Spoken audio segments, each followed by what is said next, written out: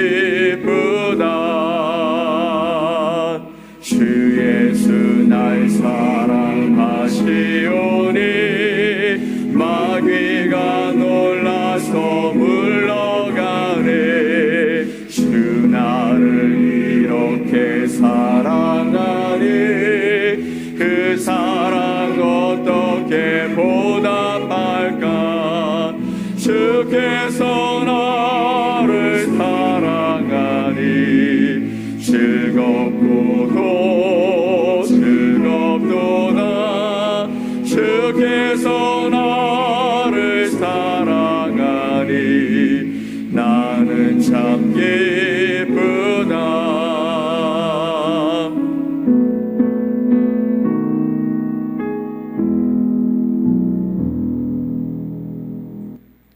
오늘 같이 보실 하나님의 말씀은 마태복음 7장 1절로 5절 말씀입니다. 마태복음 7장 1절로 5절 말씀을 우리 한 목소리로 합독해서 말씀을 보겠습니다. 비판을 받지 아니하려거든 비판하지 말라. 너희가 비판하는 그 비판으로 너희가 비판을 받을 것이요 너희가 헤아리는 그 헤아림으로 너희가 헤아림을 받을 것이니라. 어찌하여 형제의 눈 속에 있는 티는 보고 내 눈 속에 있는 들보는 깨닫지 못하느냐. 보라, 내 눈 속에 들보가 있는데 어찌하여 형제에게 말하기를 나로 내 눈 속에 있는 티를 빼게 하라 하겠느냐. 외식하는 자여, 먼저 내 눈 속에서 들보를 빼어라. 그 후에야 밝히 보고 형제의 눈 속에서 티를 빼리라. 아멘. 오늘 마태복음 7장에 있는 말씀을 통해서 너희 잣대로 비판하지 말라라는 제목으로 함께 말씀을 나누겠습니다. 오늘 1절 말씀에 보면 이렇게 기록하고 있죠. 비판을 받지 아니하려거든 비판하지 말라. 마태복음 7장 1절 이 말씀만큼이나 오해하기 쉬운 성경 구절도 많이 없을 것 같습니다. 이 성경 본문은 누군가 다른 사람에 대해서 도덕적으로 평가하게 되어질 때, 또 그 사람과 논쟁을 하면서 그 사람의 잘못을 이야기할 때, 또 때로는 그 사람의 화를 돋우기 위해서 자주 사용되어지는 말인 것 같습니다. 그런 상황에서 네가 도대체 누군데 나를 비판하냐라는 반응이 따라오기도 하죠. 근데 예수님이 말씀하시는 이 말씀의 비판은 도대체 무엇일까요? 예수님이 비판하지 말라고 말씀하실 때 이 비판은 어떤 의미를 가지고 있을까요? 언제나 그랬듯이 예수님의 말씀을 우리가 바라볼 때는 한 구절만 바라보면, 그것 한 구절만 살펴보면 오해하기가 쉽습니다. 전체 문맥을 통해서 예수님의 말씀을 살펴본다면 우리에게 그 말씀을 이해하는 데 큰 도움이 되겠죠. 오늘 본문의 말씀은 피상적인 종교적 행위와는 대조가 되어지는 참된 의의 속성을 설명하시는 산상설교, 예수님의 산상설교 중 일부에 해당되어지는 말씀입니다. 그러니까 비상적인 종교 행위가 아니라 실제적인 삶의 부분들을 이야기하시는 것이죠. 예수님은 이중적인 기준을 가지고 있는 위선자를 우려하십니다. 예수님의 요지는 3절과 5절에 나타나고 있는 예화 속에 담겨 있는데요. 그 말씀을 다시 한번 읽어보면 좋겠습니다. 어찌하여 형제의 눈 속에 있는 티는 보고 내 눈 속에 있는 들보는 깨닫지 못하느냐. 보라, 내 눈 속에 들보가 있는데 어찌하여 형제에게 말하기를 나로 내 눈 속에 있는 티를 빼게 하라 하겠느냐. 외식하는 자여, 먼저 내 눈 속에서 들보를 빼어라. 그 후에야 밝히 보고 형제의 눈 속에서 티를 빼리라. 아멘. 이 말씀을 보면 계속해서 등장하는 그 단어가 있습니다. 티와 들보라는 얘기겠죠. 헬라어 원문으로 보면 우리가 들보라는 이 단어는요, 건물의 천장을 받치고 있는 기둥을 의미합니다. 들보는 커다란 기둥을 의미하죠. 근데 자기 눈 속에 들보가 있는데 다른 사람 속에 있는 티를 빼라고 하는 이 모습이 좀 상상되지 않으십니까? 예수님이 이 말씀을 하실 때 이 말씀을 듣고 있었던 많은 사람들은 어떤 생각을 했을까요? 아마 속으로 실수하지 않았을까요? 자기 눈에 들보가 있는데 다른 사람의 눈에 티를 보면서 너 그거 잘못이야, 너 그거 빼야 돼, 너 그거 회개해야 돼 라고 이야기하고 있다면, 그러면 그것을 듣는 사람들 속에서는 야, 참 저 사람 대단하다, 자기가 잘못하고 있는 것도 모르고 있네 라고 생각하게 될 것 같습니다. 외식하는 자는 정작 본인도 동일한 잘못을 저지르거나 아니면 그보다 더 나쁜 행동을 하면서 다른 사람을 비난하는 사람이라고 말씀하고 있는 것이죠. 예수님의 말씀을 듣는 청중 중에는 이런 위선적인 행동을 하는 대표적인 사람들, 즉 서기관과 바리새인과 같은 사람들도 있었습니다. 그들은 하나님의 말씀을 어떻게 합니까? 평생 연구하고 가까이 하는 사람이죠. 그래서 잘 알고 있다고 생각하는 사람들입니다. 또한 그들은 그 말씀을 사람들에게 가르치는 사람들이었죠. 하지만 그 말씀이 그들의 삶을 변화시키지는 못했다라는 것입니다. 말씀의 잣대를 가지고 누군가를 비판하기는 하지만 그 말씀이 자신을 향해서 자신의 잘못을 드러내고 회개하고 변화시키지는 못했다라는 것이죠. 그들은 그들 자신이 가진 말씀의 권력을 이용해서 못된 관행을 저지르거나 타인을 비난하는 일에 열을 올렸습니다. 이건 비판의 잘못된 예인 것이죠. 대신에 하나님의 재판장 되심을 기억한다면 그분의 말씀만이 평가의 기준임을 잊지 않아야 하는데 그들은 그렇게 하지 못했다라는 것입니다. 여러분, 이 말씀을 기억해 주십시오. 하나님이 재판장 되심을 믿는다면, 그리고 그것을 기억한다면 우리는 그분의 말씀만이 평가의 기준이 되어야 한다라는 것이죠. 그래도 때때로 우리는 어느 시점에서는 누군가를 비판하고 도덕적 평가를 내려야 하는 때가 있지 않겠습니까? 당연히 그럴 때가 분명히 있을 것입니다. 사실 성경 역시 우리에게 그러한 일을 요구하시죠. 요한복음 7장 24절 말씀을 보면 이렇게 말씀하십니다. 외모로 판단하지 말고 공의롭게 판단하라 하시니라. 사람의 외적인 모습으로 판단하지 말고 공의롭게 판단하라 라고 말씀하셨습니다. 여기에 공의의 판단은 도대체 뭘까요? 마태복음 18장 15절 말씀에는 죄를 범한 사람에게 찾아가서 직접적으로 상대하여 권고하라고 예수님이 말씀하셨어요. 잘못된 일을 하고 있으면 직접 가서 그 사람에게 하나님의 말씀을 가지고 이야기하라는 것입니다. 공의의 판단이라는 이 부분은 하나님의 말씀인데요. 이 공의의 판단을 가르치는 성경 구절에는 몇 가지 중요한 기준이 담겨져 있습니다. 도대체 어떤 기준일까요? 첫 번째 기준은 이런 것입니다. 판단은 반드시 하나님의 말씀의 기준을 가지고 해야 한다. 누군가를 판단할 때에는 하나님의 기준의 말씀, 그 말씀이 기준이 되어야 한다는 것이죠. 개인의 취향으로 사람을 판단하지 말라는 겁니다. 나 저 사람 싫은데 저 사람 하는 말은 하나도 내가 수용할 수 있는 게 없어. 저 사람 말하는 것 봐. 왜 저렇게 말하지? 판단하고 비판하지 말라는 것이죠. 하나님의 말씀이 기준이 되어야 한다라는 거예요. 하나님의 말씀에 위배될 때에만 그것을 죄라고 부를 수 있다라는 것입니다. 비판에 대한 현대인의 이의 중 하나는 뭐냐면 성경의 기준에 우리는 동의할 수 없다라는 겁니다. 사람들은 이야기합니다. 성경의 기준? 그건 그 한 주장일 뿐 이건 내가 동의할 수 없어. 자기만의 기준을 따라서 살아가고 그런 그들의 행동을 괜찮다고 생각하고 그대로 행동하더라는 것이죠. 무슨 말이냐면 만약 내가 옳다라고 생각하고 느끼면 그건 옳은 거야 라고 생각하는 사람들이 많다라는 것입니다. 그러니 바뀌지 않는 진리는 없다. 늘 상대적인 것을 함께 살펴봐야 한다. 그 의견이 틀렸다라고 할 수 없는 것은 내가 좋으면 되는 거지 당신이 무슨 자격으로 그것이 나쁘다라고 얘기하냐. 틀리다고 말할 수 없다라고 생각하는 삶을 살아가는 사람들이 우리 주변에 많이 있다라는 것입니다. 그러나 여러분, 절대적인 것은 분명 존재합니다. 옳고 그름의 절대적인 기준이 있다라는 것이죠. 그 기준이 어디에 있냐면 바로 하나님의 말씀이 성경에 있습니다. 그리고 그 진리를 통해 현대의 많은 법들이 존재하고 사회 질서를 확립하고 있다는 사실을 우리는 잊지 말아야 합니다. 하나님의 말씀이 곧 법이 되었고 그 법이 우리의 사회 질서를 유지하고 있는데 그것이 잘못됐다고 얘기하면 그 법이 잘못된 것이고 그 법이 잘못됐다고 그러면 하나님의 말씀이 잘못된 것이죠. 그러면 사회가 어떻게 되겠습니까? 기준이 없어지며 그럼 결국은 그 사회는 무너지고 마는 것이죠.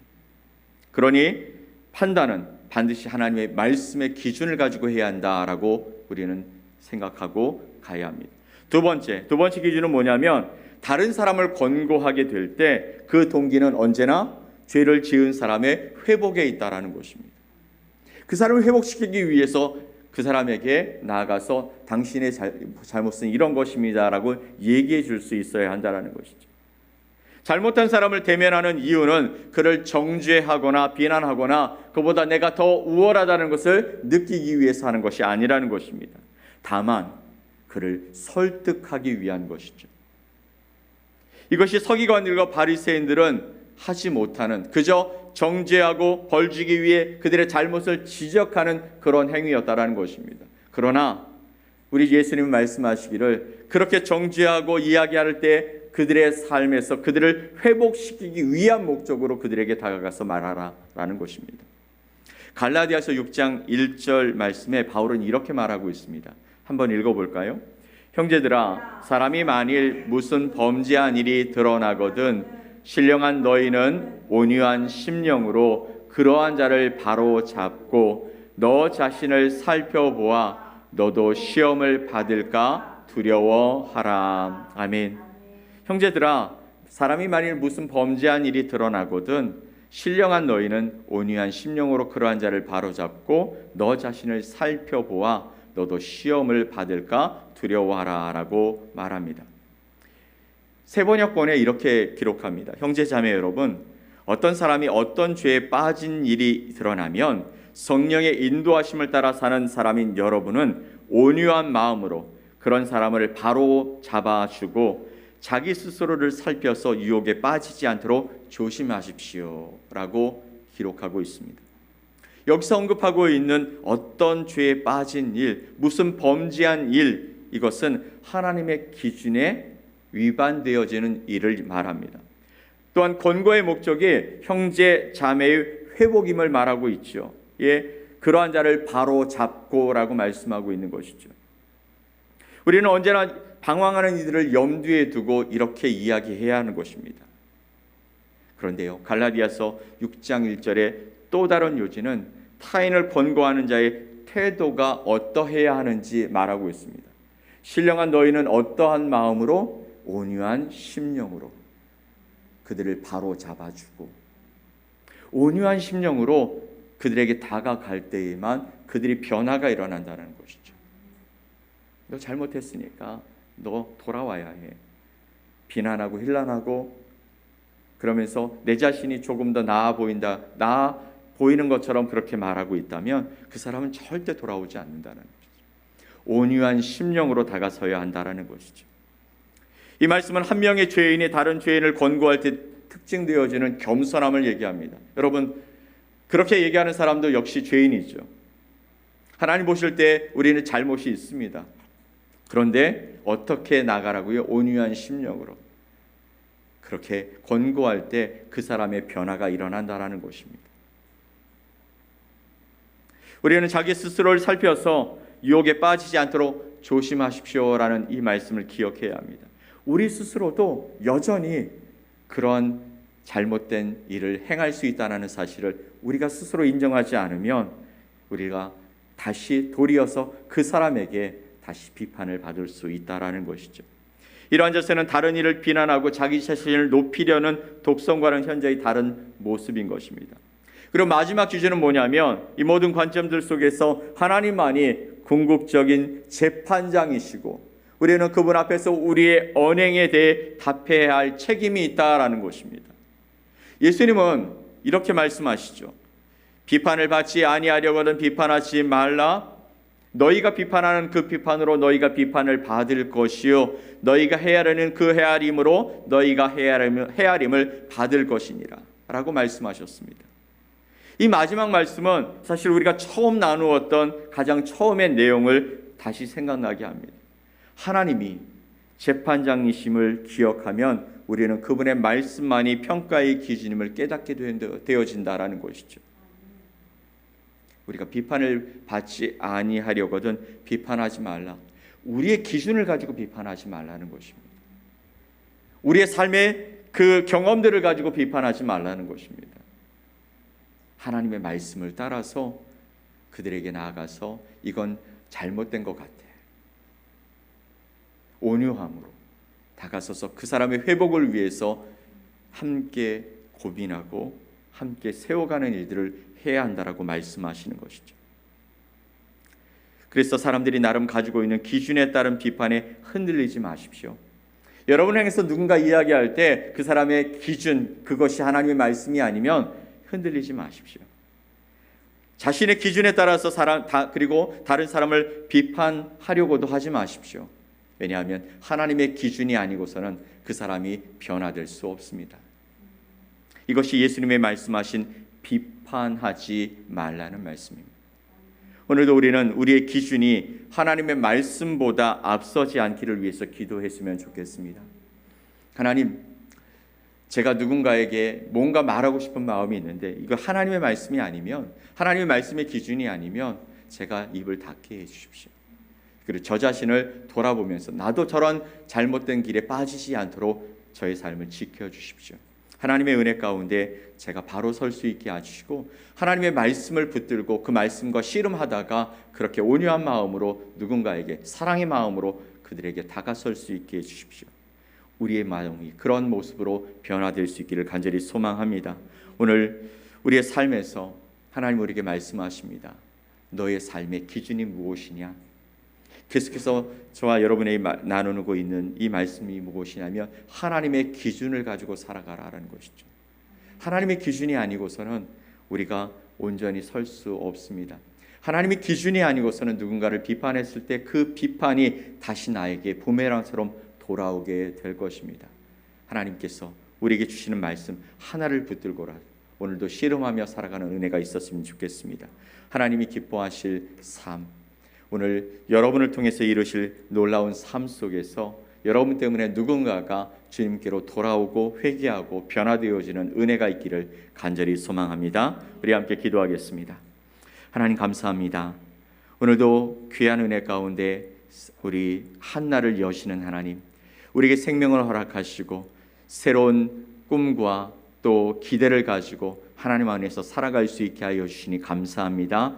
오늘도 우리에게 말씀하여 주시고 우리의 눈을 뜨게 하셔서 하나님이 보게 하시는 그 길을 따라 살아가게 하시고 우리의 귀가 열려져서 하나님이 주시는 말씀을 듣고 그 말씀대로 움직여가는 우리의 삶이 되게 하여 주시옵소서. 오늘도 주님 우리에게 말씀하십니다. 비판을 받지 아니하려거든 비판하지 말아라.